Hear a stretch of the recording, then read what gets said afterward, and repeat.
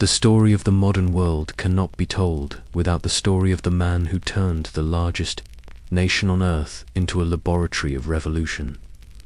A man who rose from the mud of a small farm to the golden halls of the Forbidden City,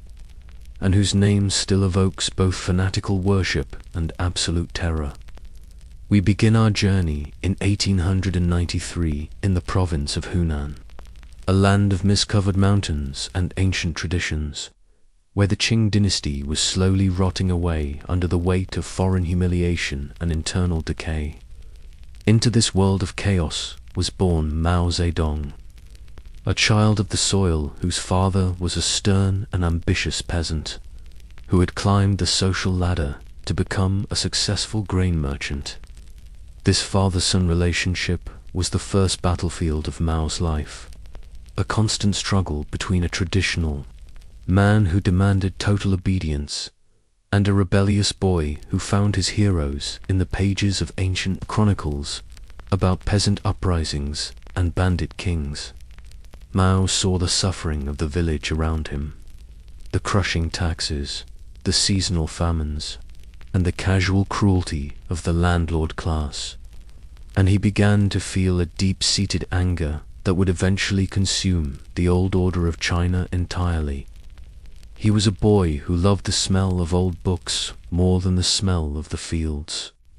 a boy who refused to accept the path laid out for him and instead chose to chase the flickering light of modern education in the city of Shaanxi. It was here that he first saw the power of the people when a bread riot broke out and the government responded with the execution of the leaders, an event that left a permanent mark on his psyche and taught him that in China, the only language the rulers understood was violence. As the last emperor fell in 1911, Mao joined a local regiment and cut off his queue, the long braid that symbolized loyalty to the Manchu throne, signaling his final break with the past and his entry into a new era of revolutionary fire. He was a man of immense contradictions, a scholar who could quote the classics but was willing to burn the libraries of the elite, a man who preached equality but demanded absolute power. And over the next 25 chapters, we will witness how this peasant boy became the Red Dragon, the architect of the Great Leap Forward and the Cultural Revolution, a figure who would sacrifice millions of lives to fulfill a vision of a China that would never again bow to anyone. This is not just a biography, it is an exploration of the dark and brilliant mechanics of power, a story of how a single will can bend 1 billion people to its command and change the destiny of the human race forever. To understand the dragon, one must understand the soil that nourished it. And the village of Shaanxi was a place where life had not changed for 1,000 years, a place of hard labor and ancestral worship where Mao Zedong spent his earliest days working in the rice paddies under the watchful and often violent eye of his father, Mao Yichang, who was a man of iron discipline and a sharp mind for profit. The tension in the Mao household was a microcosm of the tension in China itself. The old world demanding tradition and the new generation feeling the suffocating grip of the past. Mao would often retreat to the hills with his books, reading The Water Margin and Romance of the Three Kingdoms, stories of rebels who took from the rich and gave to the poor. And he began to imagine himself as one of these legendary figures who would right the wrongs of his age. His mother, a devout Buddhist with a gentle heart, was the only buffer between the boy and his father, and it was from her that he learned the power of quiet endurance. But as he grew,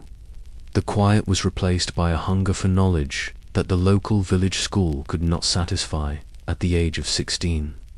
He defied his father's wishes to enter a business apprenticeship and instead walked to the nearby town of Chongton to enroll in a modern primary school,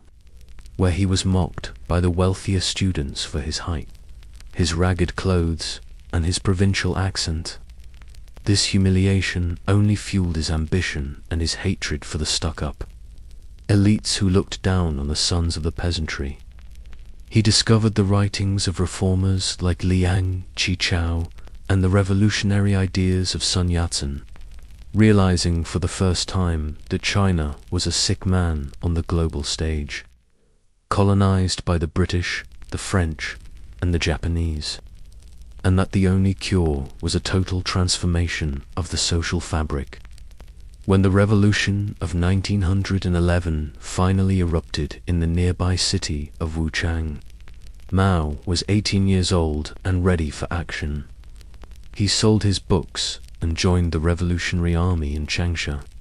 spending 6 months as a soldier where he saw the raw machinery of war and the desperate poverty of the common recruits. He realized that the fall of the emperor was only the beginning of a much longer and bloodier struggle, because even though the throne was gone, the landlords still held the land, and the foreign powers still held the ports. He left the army with a new perspective, convinced that the pen and the sword must work together if China was to be reborn. He was a young man in search of a mission, a scholar who had tasted the salt of the earth and the steel of the rifle. And as he walked the streets of a changing China, he was already beginning to formulate the radical ideas that would one day lead him to the leadership of a movement that would shake the foundations of the world. After his brief stint in the Revolutionary Army, the young Mao Zedong found himself adrift in the chaotic and intellectual atmosphere of Shaanxi, where he spent his days roaming the local library and reading everything from the works of Adam Smith to Charles Darwin, trying to find a scientific explanation for why China had fallen so far behind the rest of the world. He eventually enrolled in the first provincial normal school of Henan to become a teacher, a period of his life where he lived with a Spartan discipline, taking cold baths in the winter and hiking through the mountains to harden his body and his mind for the struggles he knew were coming. He founded the New People's Study Society, a group of idealistic young students who swore to improve their character and save their country. But Mao soon realized that the province of Hunan was too small for his ambitions, leading him to follow his favorite teacher to the great city of Beijing in 1918. He arrived in the northern capital as a penniless provincial with a thick accent that made the sophisticated city dwellers laugh. Finding a humble job as a library assistant at Peking University under the mentorship of Li Dezhou, one of China's first true Marxists, it was in this library, surrounded by the greatest minds of the nation, that Mao felt the sting of social invisibility as the wealthy professors and students treated him like a piece of furniture, ignoring his questions and looking past him as if he didn't exist. This humiliation was a crucial turning point, because it cemented his hatred for the bourgeois intellectuals who talked about revolution in their tea rooms but had never felt the dirt of a farm beneath their fingernails. While he worked in the shadows of the library, the world outside was exploding with the news of the Russian Revolution, and Mao began to absorb the explosive theories of Lenin and Marx, seeing for the first time a roadmap for how a small, disciplined group of revolutionaries could seize control of a giant, crumbling empire. He was deeply influenced by the May 4th movement of 1919, a massive student protest against the humiliating Treaty of Versailles that gave Chinese territory to Japan, an event that radicalized an entire generation of Chinese youth and convinced Mao that the old culture of Confucius was a cage that needed to be smashed to pieces. He began to write articles for radical journals, attacking the traditional family system and the arranged marriages that he saw as a form of slavery, using his own experiences of a forced marriage in his youth to fuel his polemics. He was no longer just a student, but a professional agitator, a man who had discovered that the power of the written word could be just as sharp as the edge of a sword. He realized that the new culture being discussed in Beijing was missing one vital element: the raw, unrefined power of the Chinese peasant, and he prepared to return to his home province to put his theories into practice. He left Beijing not as a teacher, but as a revolutionary, carrying with him a vision of a red future where the lowly library assistant would sit on the throne and the arrogant professors would be forced to work in the fields. He was a man who had found his faith in the cold logic of class struggle. And as he boarded the train back to the south, the dragon was no longer just awake. It was beginning to breathe the first sparks of a fire that would eventually consume every library, every palace, and every soul in the Middle Kingdom. By the year 1920, the air in China was thick with the scent of rebellion and the frantic search for a new identity. And Mao Zedong had returned to Shaanxi to lead a double life as a primary school principal by day and a radical communist organizer by night. He turned his school into a secret hub for Marxist study groups, using the cover of education to recruit the most brilliant and frustrated young minds of Hunan into a clandestine network that operated in the shadows of the local warlords' police. He traveled to Shanghai, a city of neon lights and colonial opulence, where the contrast between the foreign masters in their white suits and the starving Chinese laborers pulling rickshaws was so stark that it provided the perfect breeding ground for the seeds of Marxism. It was in this humid and crowded metropolis in July of 1921 that Mao attended the First National Congress of the Chinese Communist Party, meeting in a small brick house in the French concession where 13 men gathered in secret to change the course of human history. As the fan revolved slowly in the heat and the sound of the city hummed outside, these men, representing only 57 members nationwide, declared war on the global capitalist order and the ancient traditions of their own land. Mao was not the leader of this group yet, acting instead as a secretary who carefully recorded the minutes of the meeting. But his presence was felt in his insistence that the party must not lose touch with the rural masses, while the other leaders, many of whom had studied in Europe or Japan, focused on the urban proletariat and the factory workers of the coastal cities. Mao looked toward the vast, dark ocean of the peasantry that stretched across the interior, believing with a prophetic certainty that the revolution would either rise from the mud or it would not rise at all. He spent his time in Shanghai exploring the slums and the docks, talking to the workers not as a superior intellectual but as a fellow traveler in the struggle, learning how to speak their language and how to turn their daily grievances into a focused political rage. The birth of the party was a moment of supreme danger as the group had to flee their meeting house to finish the Congress on a tourist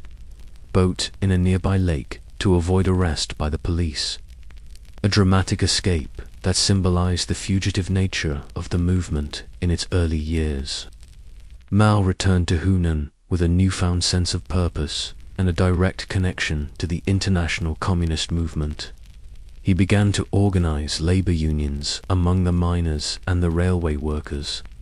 proving himself to be a tireless and effective organizer who could translate complex Marxist theories into simple slogans that a hungry worker could understand. He was building a party within a party, a loyal following of Hunanese radicals who looked to him as their primary guide rather than the distant leadership in Shanghai or Moscow.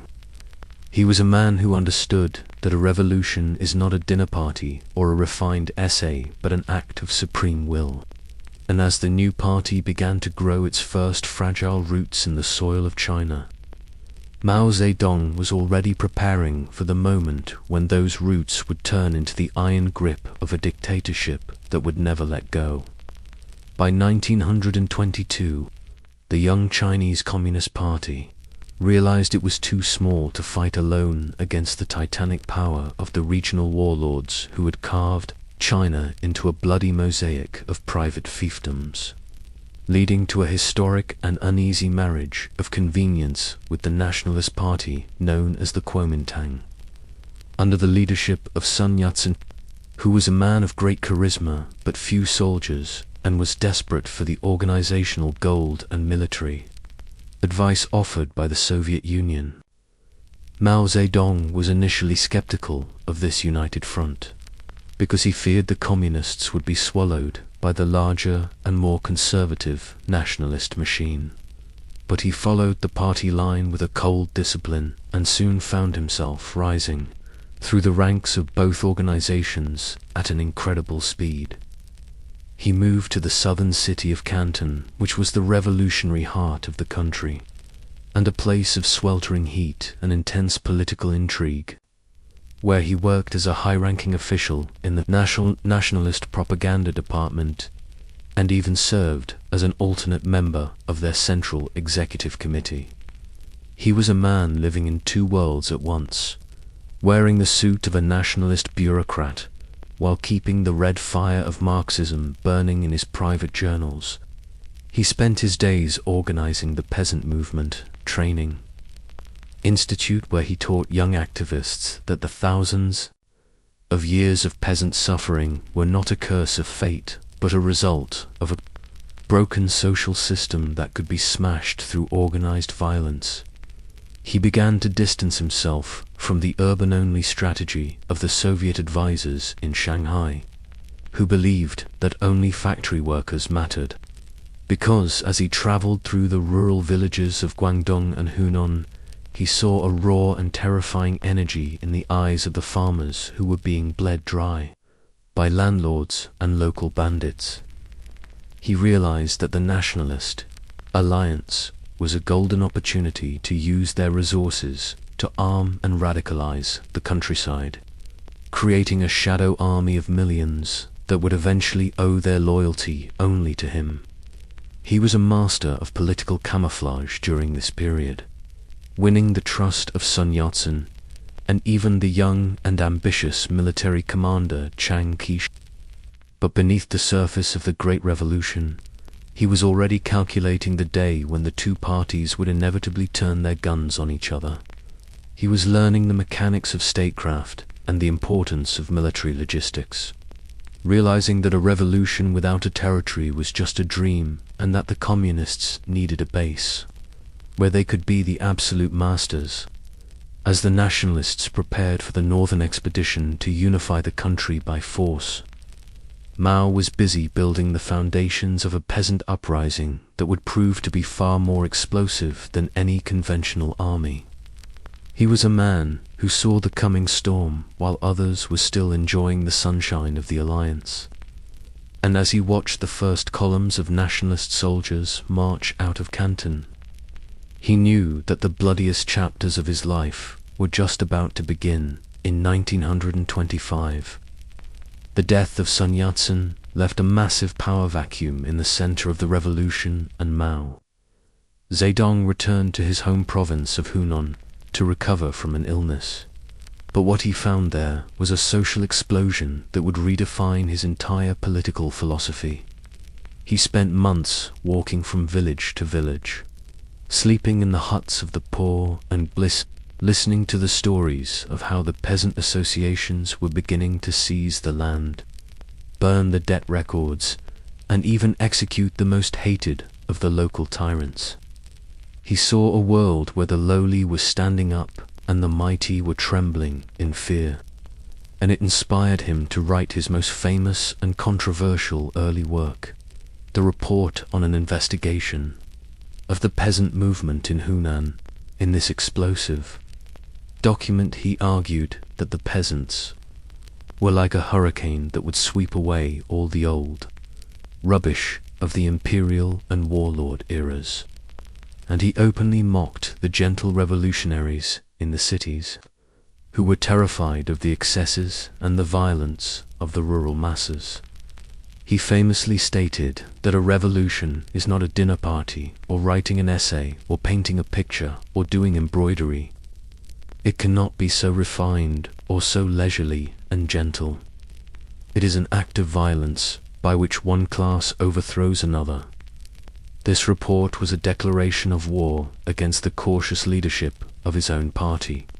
who still wanted to follow the Russian model of urban strikes. But Mao had seen the future, and it was a red flag flying over a mountain of burning land deeds. As the nationalist army under Chiang Kai-shek moved north and captured the major cities, the tension between the conservative military officers and the radical peasant organizers reached a breaking point. Chiang began to see the peasant uprisings as a threat to the very social order he wanted to lead, and he viewed Mao's associations as a virus that was infecting his army from within. Mao ignored the warnings and continued to push for a total social revolution in the countryside, believing that the peasants would provide the food, the soldiers, and the camouflage that the Red Movement needed to survive any betrayal.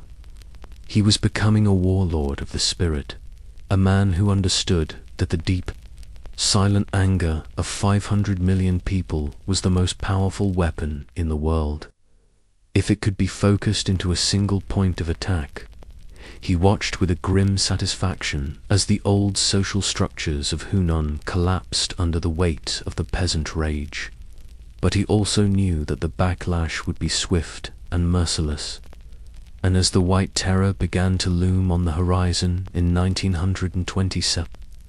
Mao was already preparing to lead his followers into the wilderness to start a war that would last for more than 20 years. He had found his mandate in the mud of the rice paddies, and he was ready to drench the soil of China in blood to prove that the peasant was the true master of history. The spring of 1927 began with a deceptive air of triumph as the nationalist forces under Chiang Kai-shek reached the gates of Shanghai. But beneath the surface of this military success lay a poison that was about to destroy the heart of the Chinese Revolution and send Mao Zedong into a life of permanent exile in the wilderness. For months, the tensions between the left wing of the movement and the right wing, military elite, had been simmering like a volcano. And on the morning of April 12th, the volcano finally erupted in a wave of blood that would become known as the Shanghai Massacre. Chiang Kai-shek had made a secret and deadly deal with the foreign bankers of the international settlement and the criminal bosses of the Green Gang, who provided the money and the thugs needed to decapitate the communist movement in a single night of absolute horror. Thousands of workers who had gone on strike to welcome the nationalist army were suddenly met with machine guns and bayonets instead of open arms. As the soldiers and gangsters raided labor union offices, social clubs, and private homes, dragging anyone suspected of red sympathies into the streets to be executed on the spot without trial or even a question. Mao was away from the city during this slaughter, but the news reached him like a thunderclap, signaling the end of the dream that the bourgeoisie and the proletariat could ever work together to build a new China. He watched as the White Terror spread from Shanghai to every major city, where the heads of young students and organizers were stuck on poles as a warning to the masses. And the rivers of the south were reportedly clogged with the bodies of those who had dared to believe in the promise of equality. This was the ultimate betrayal that defined Mao's future path, because it proved to him that political power was a zero-sum game where you either killed or you were killed. He saw the leadership of his own party in a state of total collapse as they scrambled to hide in the foreign concessions or flee to the Soviet Union. But Mao did not look for an exit, he looked for a weapon. He realized that the urban strategy of the party, the focus on city workers and strikes, was a death trap because the city was where the enemy was strongest and where the people had no place to hide. He began to write frantic letters to the Central Committee, arguing that the party must abandon the glistening cities and retreat into the dark mountains where the nationalist tanks could not go and where the peasants were already waiting with their pitchforks and their ancient rage. He was a man who had seen his friends and mentors murdered by the very people they had called allies, and this trauma hardened his heart into a diamond of revolutionary fanatical resolve. He understood that the United Front had been a mask for a war of annihilation, and he prepared to take the struggle to the one place where he felt truly at home, the deep, dusty, and unforgiving countryside of Hunan and Shaanxi. The divorce between the nationalists and the communists was finalized in blood, and as Mao gathered the scattered remnants of his peasant associations, he was no longer just a political organizer. He was a commander preparing for a war that he knew would last a lifetime. He realized that the blood in the streets of Shanghai had provided a vital clarity. The realization that the old world would never surrender its privileges through debate or reform, and that the only way to build a new China was to burn the old one to the ground and start again from the ashes of the villages. By the autumn of 1927, the Communist Party was a wounded beast, cornered and desperate, and in a final attempt to strike back at the nationalist traitors, the leadership ordered a series of armed uprisings across the country, with Mao Zedong being sent to lead the autumn harvest uprising in his home province of Hunan. He was given command of a ragtag force of miners, disgruntled soldiers, and angry peasants who had never seen a military map or held a modern rifle. But what they lacked in training, they made up for in a raw, desperate energy that Mao hoped to channel into a lightning strike against the city of Changsha. However, the reality of war was far more brutal than the theories of the classroom, and the uprising was a chaotic disaster from the very beginning. As the four columns of his first workers' and peasants' revolutionary army were outmaneuvered by the disciplined nationalist troops and betrayed by internal desertions, Mao himself was nearly captured by local militia while traveling between units, and he only survived by bribing his captors with a handful of silver and hiding in a swamp for hours with only his nose above the water while the enemy searched for him, just feet away. This brush with death was a baptism by fire that taught him the fundamental difference between a romantic rebel and a professional guerrilla. He realized that his army was not ready for a conventional battle, and that continuing the march on Changsha would be a form of collective suicide. So, in a move that was technically an act of mutiny against his superiors in the party, he ordered his battered and bleeding troops to turn their backs on the city and head for the treacherous, mist-covered peaks of the Jinggang Mountains as they climbed higher into the wilderness. The numbers of his army dwindled from thousands to barely hundreds, as the weak and the wounded fell by the wayside or surrendered to the government. But for Mao, this was a necessary winnowing process that left him with a core of hardened fanatics who had nothing left to lose but their lives. It was on this retreat that he established the first rules of what would become the Red Army, insisting that his soldiers must not be bandits who looted the people, but must be the defenders of the poor, establishing the 3 rules of discipline and 8 points for attention, which ordered his men to speak politely, pay for everything they took, and never take liberties with women. He understood that in a guerrilla war, the support of the local population was the only supply line that mattered, and he began to build a state within a state in the mountain caves, where the peasants were given land and the soldiers were given a purpose beyond mere survival. The Jinggang Mountains became a laboratory for a new kind of power, a place where Mao was the absolute master, and where he could finally begin to build the Red Dragon that would eventually swallow the entire nation. He had failed to take a city, but he had succeeded in finding a sanctuary. And as he stood on the highest peak, looking out over the clouds, he knew that he had found the magic weapon of the revolution, mobile, disciplined, and peasant-rooted army that could survive forever in the shadows of the earth. The retreat into the Ginghang Mountains was not merely a military withdrawal, but a profound psychological transformation for the movement. As Mao Zedong led his remaining 700 followers into a landscape that felt like the edge of the world, a place of jagged cliffs and ancient forests where the reach of the central government had always been weak and where local bandit kings had ruled the mountain passes for centuries, Mao realized that to survive he had to negotiate with these local outlaws, specifically the leaders Yuan Wenkai and Wang Zuo, whom he eventually persuaded to join the revolution by appealing to their sense of justice and offering them a place in a much larger and more powerful drama. Life in the Jinggang Peaks was a brutal test of endurance, as the soldiers faced a freezing winter with only thin cotton clothes and a diet of coarse red rice and bitter pumpkin soup. Yet Mao used this shared suffering to forge an unbreakable bond among his troops. He would sit around the campfires late into the night, explaining the complex theories of class struggle in the simple language of the soil, convincing these illiterate peasants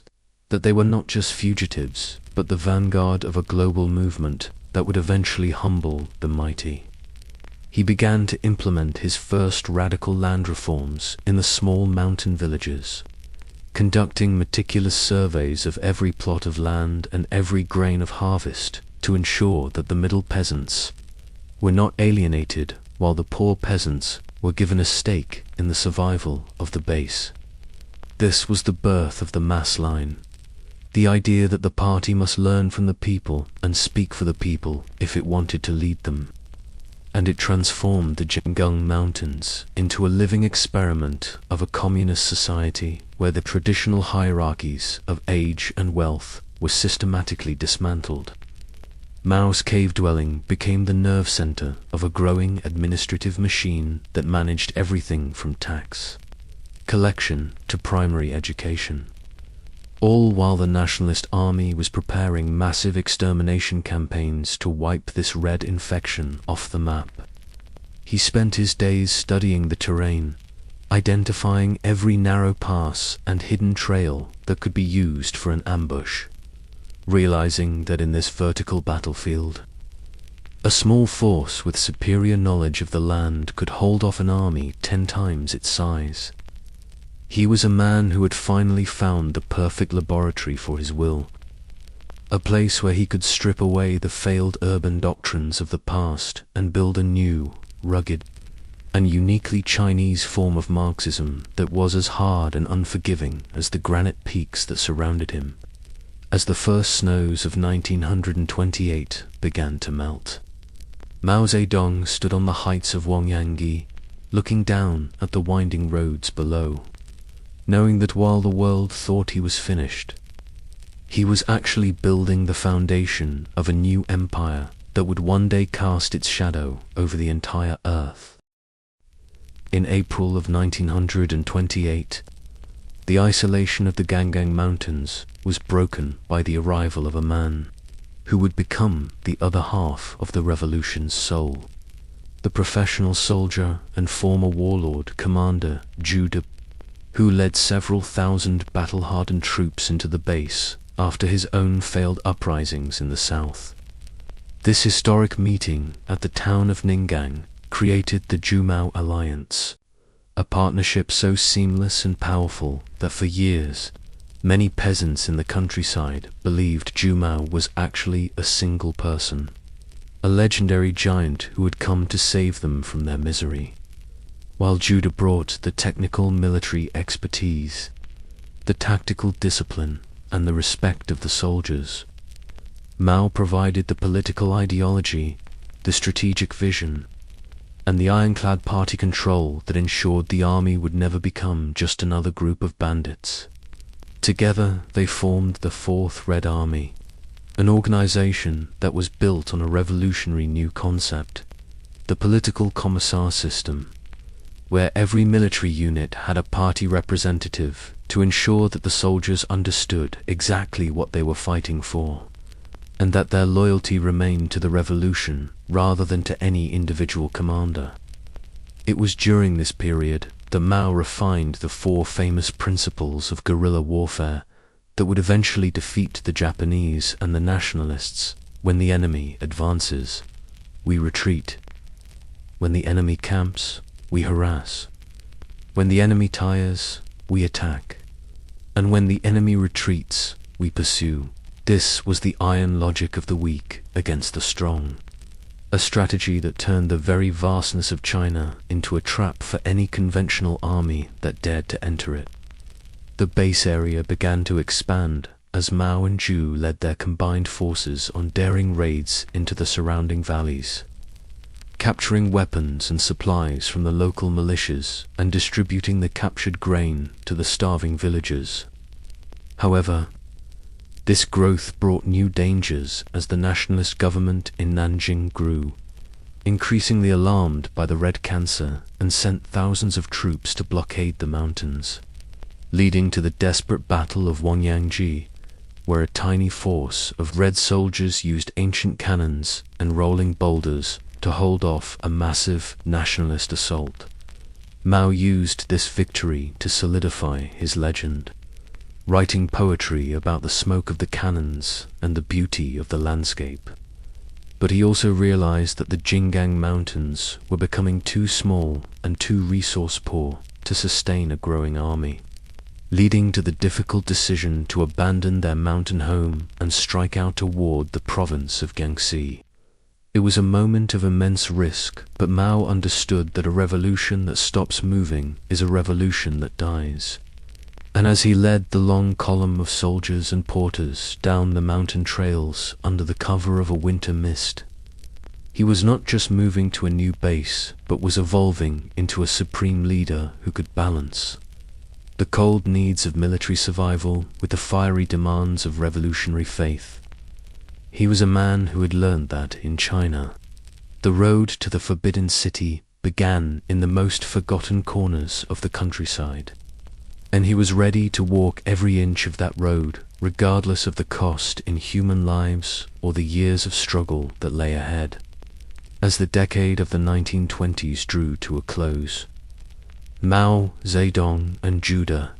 led their battle-hardened Fourth Red Army out of the starving peaks of the Gangang Mountains and into the fertile rolling hills of southern Shaanxi,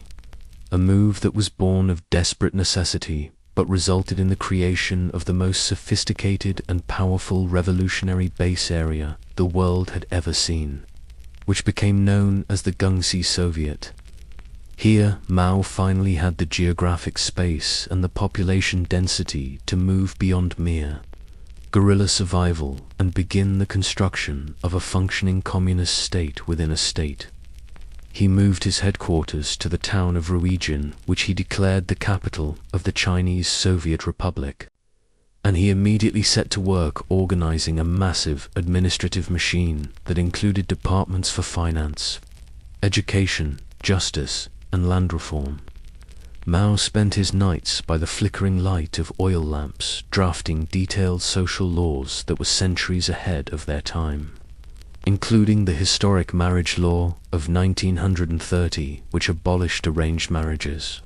forbade the sale of women, and granted women the right to initiate divorce, a move that radicalized millions of peasant women and turned them into the most fanatical supporters of the revolution. He understood that the secret to permanent power lay in the total transformation of the village economy. So he implemented a radical land redistribution program that was conducted with scientific precision, where every member of a village was categorized as a landlord, a rich peasant, a middle peasant, or a poor peasant based on the amount of land they owned and the labor they performed.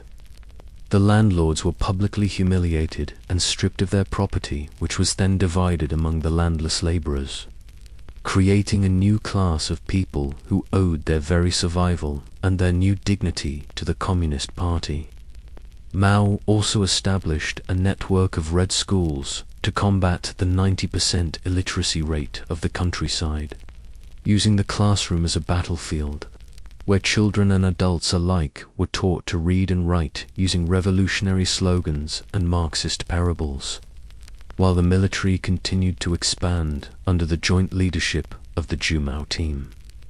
Mao ensured that the party always maintained an iron grip over the soldiers through the system of political commissars, famously declaring that the party commands the gun and the gun must never be allowed to command the party. The Shaanxi Soviet became a magnet for frustrated intellectuals and radical students from all over China who traveled hundreds of miles on foot to reach this red Mecca, where they saw a vision of a future China that was clean, disciplined, and free from the corruption of the nationalist warlords. But this rapid growth also brought immense internal pressure, as the Soviet Union began to send advisors from the Kuomintang, who were horrified by Mao's focus on the backward peasantry and who demanded that the Red Army stop its guerrilla hit-and-run tactics and, instead, launch conventional attacks to capture major industrial cities. Mao resisted these demands with a stubborn and often arrogant defiance, believing that the urban-focused strategy was a death sentence for the movement, a conflict that created deep and bitter fractures within the party, leadership that would eventually lead to the most violent internal crisis of his early career. He was a man who was building an empire in the dirt, a man who saw the peasant as the primary engine of history and himself as the only one capable of steering that engine. And as the Shaanxi Soviet grew to encompass several million people with its own currency and its own postal system, Mao Zedong began to feel that the ultimate victory was not just a dream but a mathematical certainty that would be achieved through the relentless, slow-motion conquest of the countryside. The year 1930 marked a dark and bloody turning point in the history of the Red movement, as Mao Zedong's absolute authority within the Shaanxi Soviet was challenged by a rival faction of local leaders and soldiers who were weary of his high-handed leadership and his radical land policies, leading to a period of internal paranoia and violence, known as the Fusion Purge, which shattered the myth of communist unity and revealed the terrifying ruthlessness that Mao was willing to deploy against his own comrades. The conflict began when Mao accused the leadership of the local 20th Independent Army of being secret agents for the Anti-League, a phantom organization that he claimed had infiltrated every level of the party to destroy the revolution from within. In reality, many of these men were simply local patriots who disagreed with Mao's strategy of drawing the nationalist army deep into their territory, which they feared would lead to the destruction of their homes. But for Mao, disagreement was indistinguishable from treason, and in December of 1930, he ordered the arrest of several thousand officers and officials, many of whom were subjected to brutal torture to force them to confess to crimes they had never committed and to name their accomplices, in a spiraling web of suspicion that paralyzed the entire base area. The situation exploded when the soldiers of the 20th Army rose up in open mutiny in the town of Fushun, releasing their arrested leaders and declaring Mao to be a false Marxist and a new warlord, who was more interested in personal power than the welfare of the people. Mao responded with a cold and devastating efficiency, calling on loyal units of the Red Army to surround the rebels and crush the uprising with maximum force, leading to a massacre where hundreds were executed and thousands more were stripped of their ranks and sent to labor camps. This was the first time that the Radon Red violence had reached such a massive scale, and it established a psychological pattern that would repeat itself throughout Mao's life. The belief that the revolution was constantly being threatened by enemies within who needed to be identified and eliminated. Through mass mobilization and public struggle, the Fusion Purge allowed Mao to consolidate his grip on the military and the party apparatus in Shaanxi, ensuring that no one would dare to openly question his decisions again. But it also left a legacy of fear and resentment that simmered beneath the surface of the movement for decades. He used the trauma of the purge to justify a permanent state of emergency where the class struggle was turned inward against the party members themselves, creating a culture of absolute obedience and ideological purity that was enforced by a secret police force that he personally oversaw. By the time the dust settled, the Zhu-Mao alliance remained intact on the surface, but the internal spirit of the party had been fundamentally altered, as the idealistic volunteerism of the early days was replaced by a rigid and terrifying hierarchy, where the word of the leader was law, and any hint of independent thought was viewed as a potential death warrant. Mao had proved that he was not just a leader of peasants, but a master of the dark arts of political survival, who understood that to control a billion people, he first had to absolute control over the few hundred who led them. And as he stood over the wreckage of the Fusion Mutiny, he knew that the Red Dragon had finally grown its claws and was now ready to face the much larger storms that were gathering on the horizon. By the end of 1930, the nationalist leader, Chiang Kai-shek, had grown weary of the red cancer growing in the heart of Shaanxi, and he decided to launch the first of his massive extermination campaigns to wipe Mao's Soviet Republic off the map. He gathered over 100,000 well-equipped troops and marched them into the rugged and unfamiliar territory of the Red Base. But Mao Zedong was prepared with a strategy that would become a cornerstone of revolutionary warfare, known as luring the enemy in deep. He ordered his main forces to retreat and melt into the landscape while leaving behind a vacuum of empty villages and poisoned wells. As the nationalist columns stretched thinner and thinner across the mountain trails, they became isolated and exhausted. And at the perfect psychological moment, Mao struck like a viper at the town of Longgang, capturing the enemy commander in his bed and annihilating an entire division in a matter of hours. This victory provided the Red Army with thousands of modern rifles and much-needed radios. But more importantly, it proved that Mao's peasant-centered guerrilla tactics could defeat a conventional professional army. When Chiang Kai-shek responded with a second campaign of 200,000 men only a few months later, Mao used the same fluid logic. He allowed the enemy to march for 15 days without seeing a single red soldier until they were frustrated and depleted of supplies. Then he launched a lightning offensive that covered 700 miles in 15 days, winning 5 consecutive battles and forcing the nationalist giants to retreat in total humiliation. These victories solidified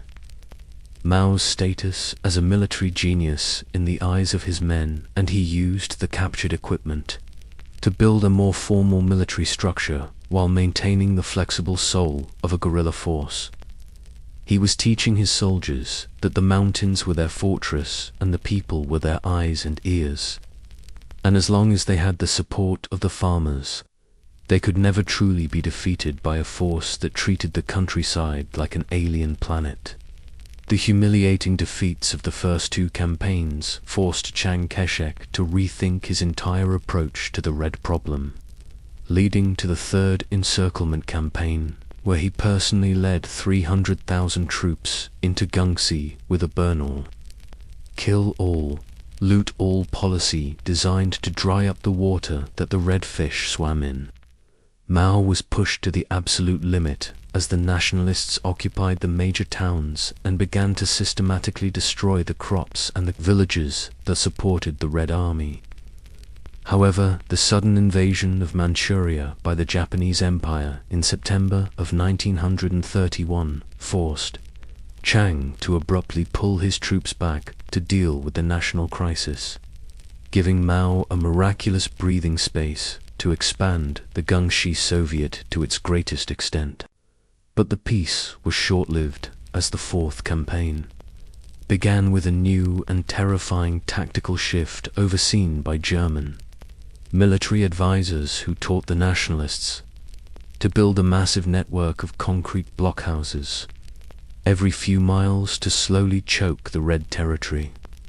These stone fortresses allowed the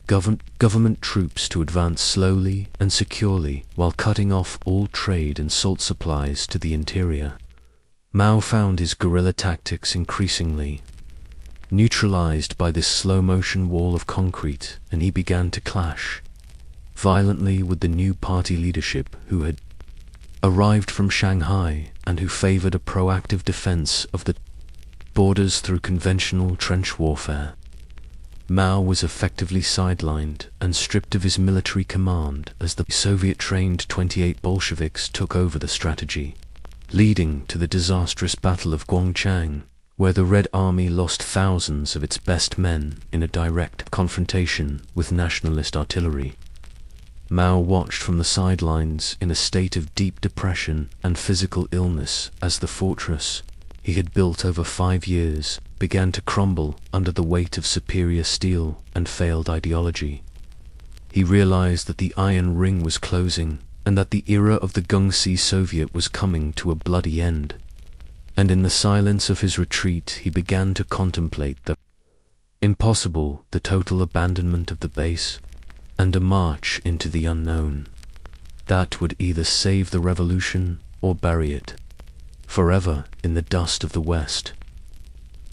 By the end of 1933, the situation in the Soviet had become a slow-motion catastrophe,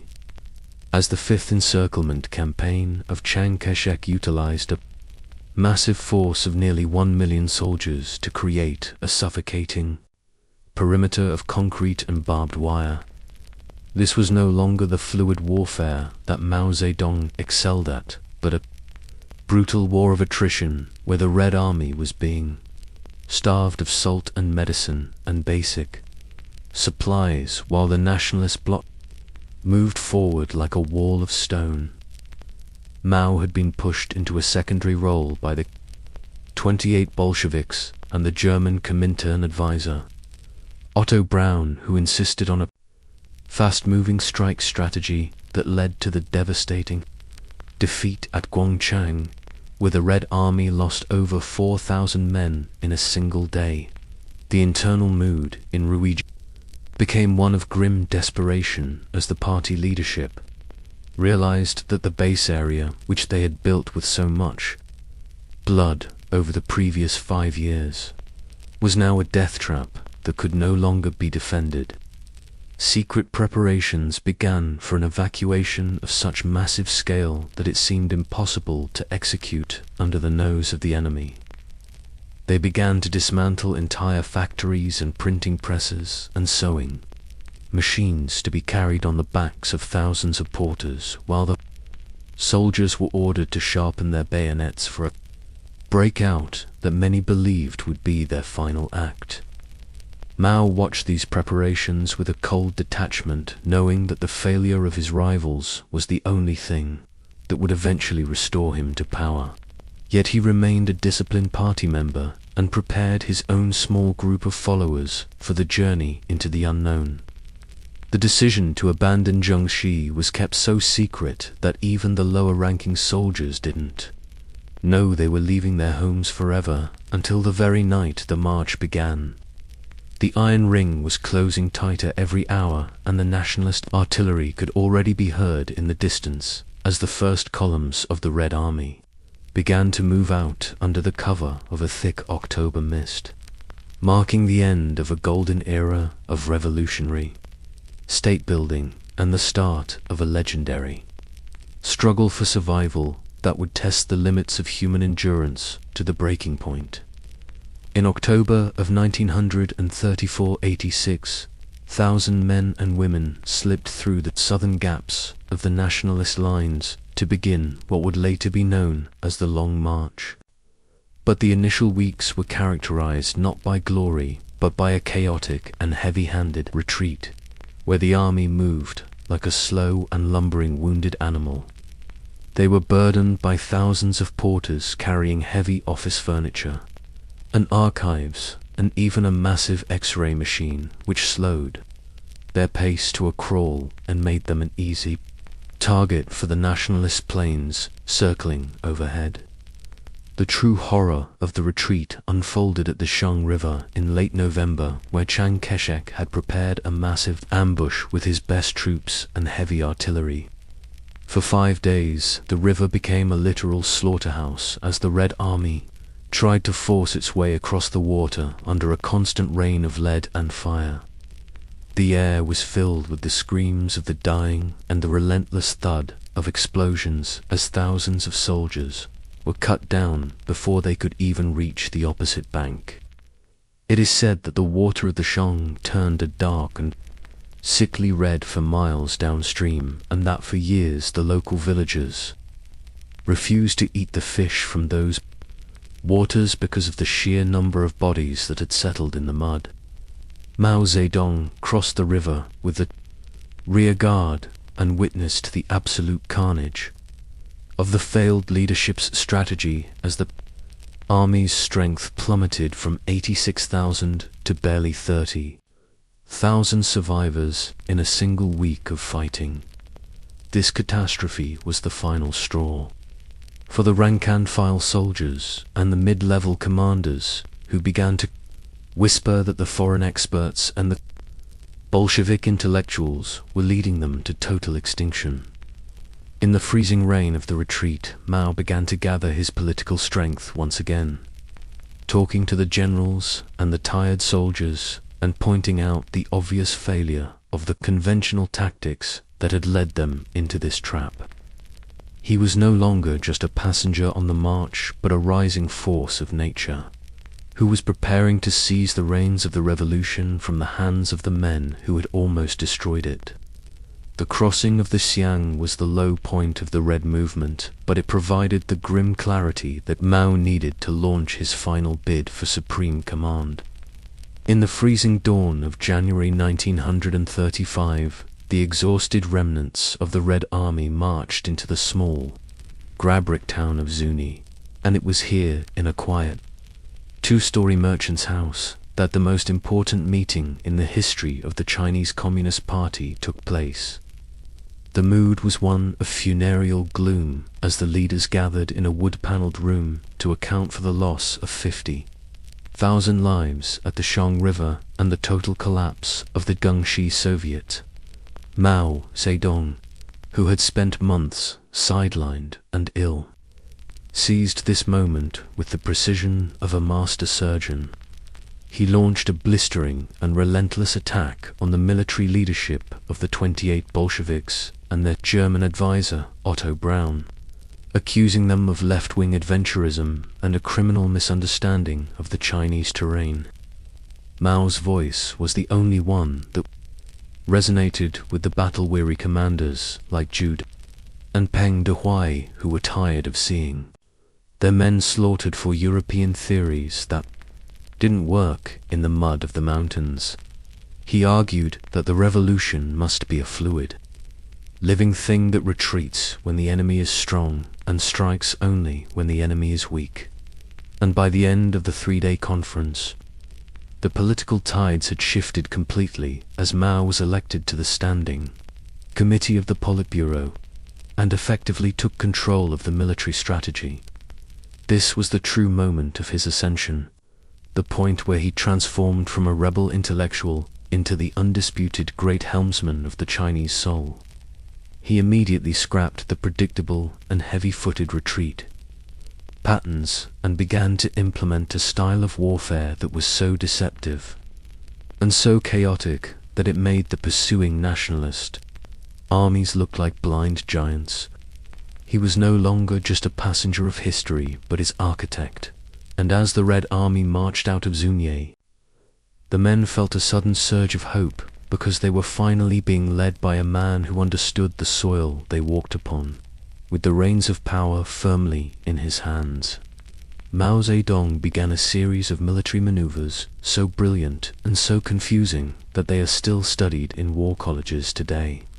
Known as the Four Crossings of the Chishui River, he found himself trapped in a corner of Guizhou province with the massive armies of Chiang Kai-shek and various local warlords closing in from all sides. Instead of fleeing in a straight line, Mao ordered his 30,000 troops to zigzag back and forth across the deep, muddy waters of the Chishui River 4 times in less than 2 months. He would feint toward the provincial capital to draw the enemy away, and then suddenly double back to cross the river behind their lines. He moved his troops at night and through torrential rains to hide his tracks from the nationalist spotter planes, creating the illusion that the Red Army was a massive force capable of being everywhere at once. This was a war of the mind where Mao used the enemy's own size and bureaucracy against them, making them march hundreds of miles in the wrong direction, while his own men slipped through the gaps in their defenses. During one of these crossings, he led his troops so close to Chiang Kai-shek's personal headquarters that the generalissimo had to scramble to prepare for a defense, only to find that Mao had already vanished into the mist and was heading for the high mountain passes leading to the west. These maneuvers were physically punishing for the soldiers who had to march 50 miles a day with almost no sleep, but they were psychologically devastating for the nationalists, who began to realize that they were no longer hunting a retreating army, but were being toys in the hands of a master ghost. Mao's prestige reached a peak during this period, as his men saw him as a wizard who could conjure escapes out of thin air. And though they were still starving and ragged, they believed they were invincible under his command. He had turned a desperate flight into a masterpiece of military deception, proving that a single, sharp intellect could overcome a mountain of lead and a sea of soldiers. In the late spring of 1935, the Red Army faced its most terrifying existential threat at the banks of the Dardu River, where the raging currents and sheer cliffs made a crossing nearly impossible except for a single ancient structure known as the Ludding Bridge. This was the same location where a massive peasant army of the Taiping Rebellion had been cornered and annihilated by imperial forces decades earlier, and Chiang Kai-shek was certain that history was about to repeat itself as he moved his divisions to trap Mao Zedong against the water. When the Red Vanguard reached the bridge, they found that the nationalist defenders had already removed the wooden planks, leaving only 13 naked iron chains swaying over the roaring white water, while machine gun nests were perched on the opposite bank to mow down anyone who dared to step onto the metal. Mao realized that a retreat would mean the total destruction of the revolution, so he called for volunteers for what was essentially a suicide mission, and 22 soldiers stepped forward with grenades strapped to their chests and swords on their backs.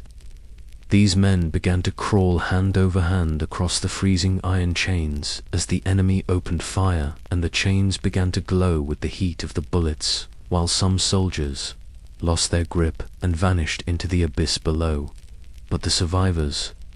kept moving through a literal storm of lead and fire until they reached the far side and tossed their grenades into the enemy bunkers, while the rest of the army charged across the skeletal bridge behind them. This victory was so improbable that it immediately became the ultimate legend of the Long March, proving that the Red Spirit could overcome even the most desperate physical odds. Mao crossed the bridge himself shortly after and looked down at the churning water, knowing that he had just survived a moment that should have been his execution. The breakthrough at Ludding meant that the army was no longer trapped in the lowlands,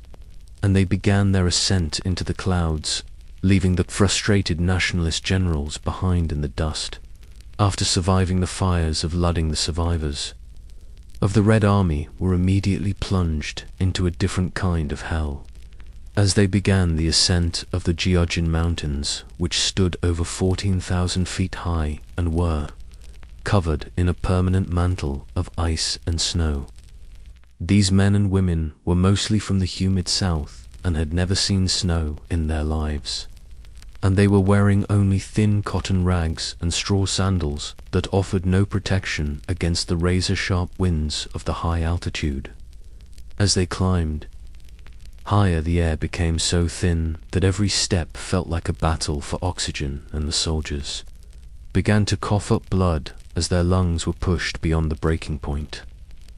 Mao Zedong walked on foot among his men, refusing to use a sedan chair to show that he shared their agony, and he watched as hundreds of his followers simply sat down in the snow to rest for a moment and never stood up again, becoming frozen statues in the white wasteland. It was a silent and eerie form of warfare where the enemy was not a soldier but the very planet itself, and the silence was only broken by the sound of men falling off the narrow, icy ledges into the deep ravines below. They had to chew on raw ginger and chili peppers just to keep their blood moving, and they used their rifle butts as walking sticks to navigate the glaciers, where the sun reflected off the ice with a blinding and painful intensity. By the time they reached the other side of the peaks, the army had been decimated once again by the cold, but the survivors had become a brotherhood of iron who believed they were literally immortal because they had conquered the heavens themselves. Mao stood at the summit and looked out over the endless waves of white peaks, knowing that he had led his people through the valley of the shadow of death, and that no earthly power could now stop a force that had survived the wrath of the mountains.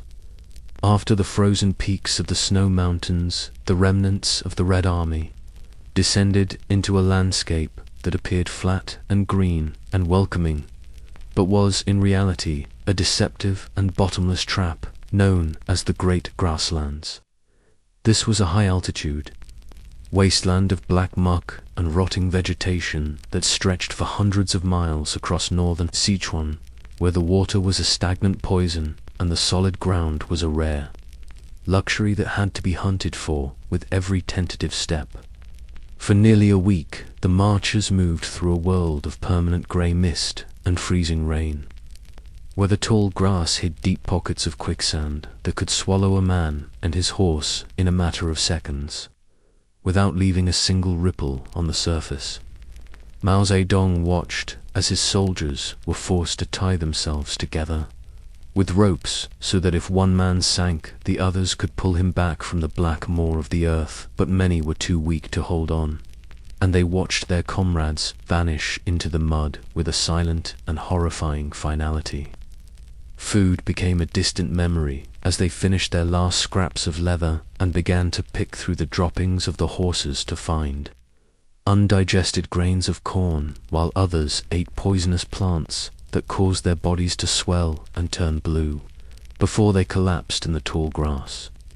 The air was thick with the stench of decay and the buzzing of flies that feasted on the bodies of those who had fallen by the wayside and could not be buried because there was no solid ground to dig a grave. Mao himself suffered from a recurring fever and dysentery during this passage, but he remained a ghost of a man who moved forward with a relentless and terrifying focus, refusing to let the swamp claim his spirit even as it claimed the lives of thousands of his followers. They slept standing up or huddled together on small clumps of roots to keep their heads above the rising water at night, listening to the eerie sounds of the wind through the grass and the distant cries of those who were lost in the fog. It was a journey through the very intestines of hell, where the only law was survival and where the human soul was stripped down to its most primitive and animalistic core. When they finally reached the edge of the grasslands and saw the solid brown earth of the north, the army had been reduced to a skeletal shadow of its former self, but the survivors were now a hardened elite who had looked into the abyss and refused to blink. Mao stood on the firm ground and looked back at the green ocean of death, knowing that the swamp had been the final winnowing process of the revolution, and that those who remained were the iron foundation upon which he would build his new world. As the army emerged from the grasslands, they faced an internal crisis that was more dangerous than any nationalist bullet when a deep and venomous rivalry exploded between Mao Zedong and the powerful commander, Zhang Guotou, who led the Fourth Front Army. Zhang was a man of immense ambition, who commanded a force that was much larger and better equipped than Mao's tattered remains, and he openly challenged Mao's authority and his strategy of moving further north toward the dusty plains of Shaanxi. Zhang wanted to turn west and build a base near the borders of the Soviet Union where he could receive direct support from Stalin. But Mao understood that the heart of the Chinese Revolution had to remain in the heart of China, and he refused to become a mere puppet of the Moscow bureaucrats. The tension reached a breaking point in the middle of a rainy night when Mao received a secret tip that Zhang's supporters were planning to arrest him and seize control of the entire movement in a sudden and bloody coup. In a move of extreme daring and cold calculation, Mao ordered his loyal troops to pack their bags in total silence and slip away into the darkness before the dawn could reveal their escape. He left behind half of the Red Army and his own brother to face the wrath of Zhang Guotou, because he knew that he would rather lead a small and loyal band of followers than be a secondary figure in a larger army that he could not control. This split was the most painful moment of the long march, as it pitted comrade against comrade and brother against brother, but for Mao, it was a necessary surgery to remove a rival who threatened his singular vision for the Red Dragon. He led his 7,000 survivors through the narrow and treacherous Lazaku Pass, where they had to scale vertical cliffs to defeat a nationalist garrison that blocked their path, proving once again that his small force possessed a fanatical energy that no CONVENTIONAL army could match. While Zhang Guotou's forces eventually suffered a catastrophic defeat in the western deserts, and were nearly annihilated by the cavalry of the Muslim warlords, Mao's gambit paid off as he reached the safety of the north, with his leadership unchallenged and his legend intact. He had proven that in the game of power it is better to be a small and focused flame than a large and scattered fire, and as he looked toward the yellow hills of Shaanxi, he knew that the duel of the kings was over and that he was the only one left standing with the mandate of the revolution in his hands. In the dusty autumn of 1935, the tattered and skeletal remnants of the First Front Army finally caught sight of the yellow Loess hills of northern Shaanxi, marking the end of a 6,000-mile odyssey that had claimed the lives of nearly 90% of those who had started in the south. Mao Zedong stood on a ridge overlooking the town of Baowen with a handful of followers who looked more like ghosts than soldiers. Their clothes were rags and their bodies were ravaged by hunger and disease, but their eyes burned with a fanatical light because they knew they had achieved the impossible. This remote and impoverished region became the new sanctuary of the revolution, a land of ancient caves and vertical canyons where the reach of the central government was almost non-existent, and where the people lived a life of primitive struggle that mirrored the origins of the Red Movement itself. Mao moved his headquarters into a simple cave dwelling carved directly into the side of a mountain, a Spartan environment that he used to project an image of absolute humility and peasant virtue to the rest of the world, while he quietly began to reconstruct the party apparatus in his own image. He realized that the Long March had been a physical victory, but now he needed an intellectual and cultural victory to win the heart of the nation. So he turned the caves of Yan'an into a massive laboratory of social engineering where thousands of idealistic students and frustrated intellectuals from the coastal cities began to arrive on foot to join the new China they had heard about in rumors. Mao spent his nights under the dim light of a kerosene lamp, writing the philosophical treatises that would eventually form the bedrock of Maoism, arguing that the true revolutionary subject was not the factory worker of the cities, but the dirt-poor farmer of the plains. He established the anti-Japanese military and political university to train a new generation of officers who were not just soldiers, but political agitators, capable of spreading the red gospel to every corner of the country. He was a man who had survived the swamp and the snow, and now he was building a red fortress out of the very dust of the earth, creating a state within a state that had its own currency and its own laws and its own fanatical cult of personality centered on the great helmsman who had led them to the promised land. Yan'an became a beacon of hope for a nation that was being torn apart by Japanese aggression and nationalist corruption. And as Mao looked out from the mouth of his cave at the rising sun, he knew that the yellow earth of Shaanxi was the perfect soil in which to plant the seeds of a revolution that would soon grow into a dragon capable of consuming the entire world. Just as Mao was beginning to solidify his base in the north, a sudden and spectacular twist of fate occurred in the city of Xi, and that would save the Communist Party from total annihilation and change the course of global history forever. The nationalist leader Chiang Kai-shek had arrived in the city to personally oversee a final extermination campaign against the Red Base. But he was kidnapped in the middle of the night by his own generals, who were tired of fighting their fellow Chinese while the Japanese Empire was busy annexing the northern provinces. This was the Xi'an incident, a moment of extreme tension, where the fate of the nation hung by a thread as the world wondered if the Generalissimo would be executed or released. Mao Zedong initially felt a surge of triumph and urged for Chiang to be put on a public trial and executed for his crimes against the people. But a secret and urgent cable from Joseph Stalin in Moscow changed everything, because the Soviet leader realized that only a unified China under Chiang could distract the Japanese army from the Russian borders. Mao was forced to bury his personal hatred and send his most brilliant diplomat, Zhou Enlil, to Shan to negotiate the release of his greatest enemy in exchange for a second united front against the Japanese. For several days the two sides engaged in a high-stakes psychological duel in the hidden rooms of the city, where the survival of the revolution was traded for the life of the dictator. Eventually, an agreement was reached that recognized the Red Army as a legitimate force and ended the civil war for the time being,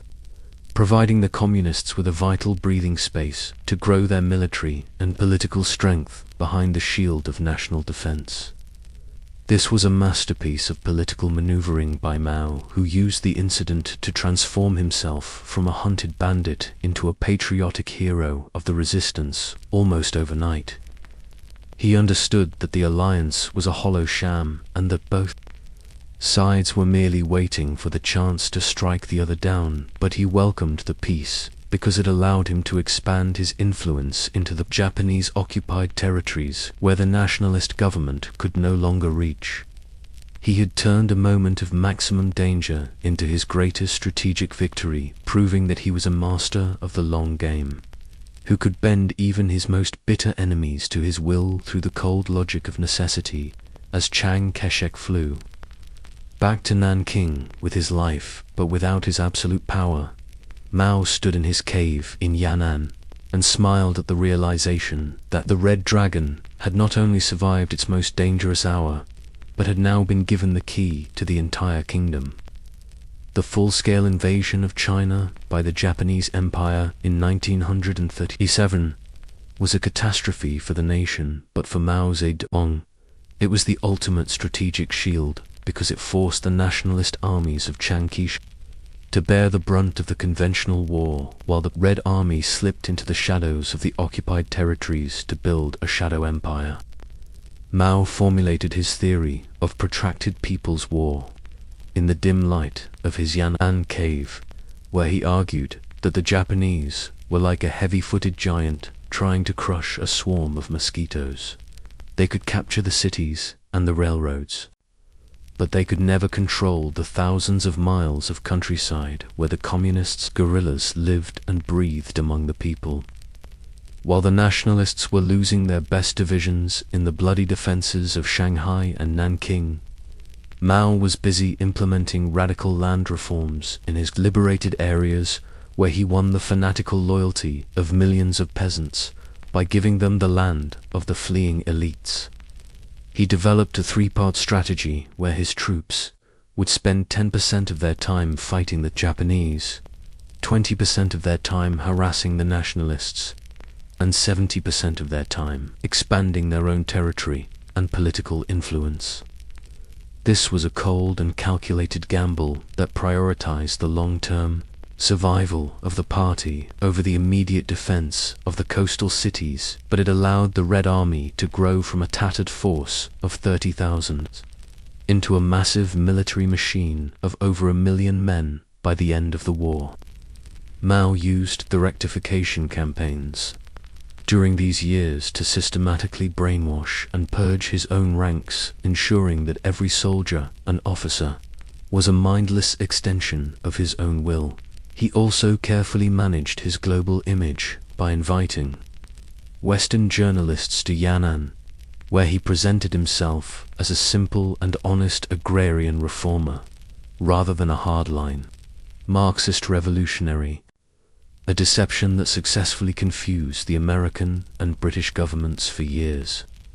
As the Japanese grew exhausted and the tide of the World War turned, Mao realized that the ultimate prize was now within his reach, and he prepared his followers for the final showdown with the nationalists, knowing that the United Front had served its purpose and was now ready to be discarded into the dustbin of history. He had turned a national tragedy into a personal triumph, and as the Japanese surrendered in 1945, the Red Dragon was no longer a hidden rebel, but a massive force of nature, ready to claim the entire continent for the Red Flag.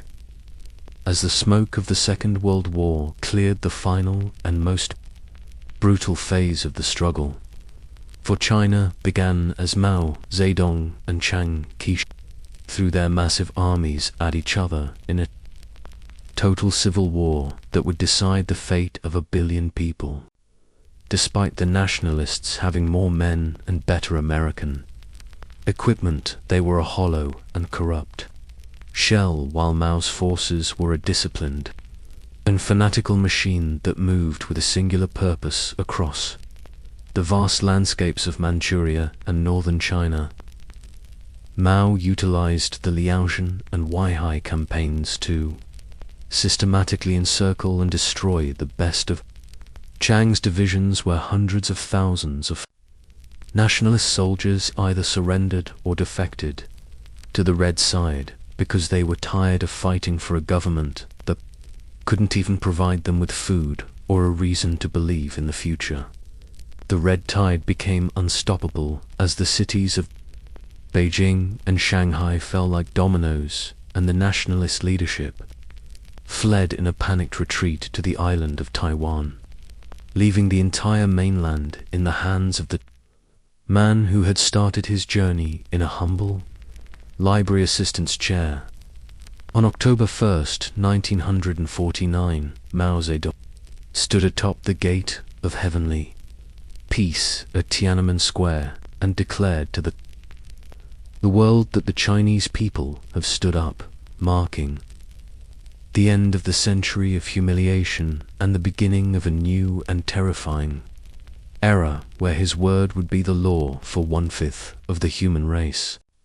He looked out over the massive crowds in the Forbidden City, knowing that he had achieved what no emperor before him had ever done, but his mind was already turning toward the next struggle, because for Mao, the revolution was not a destination, but a permanent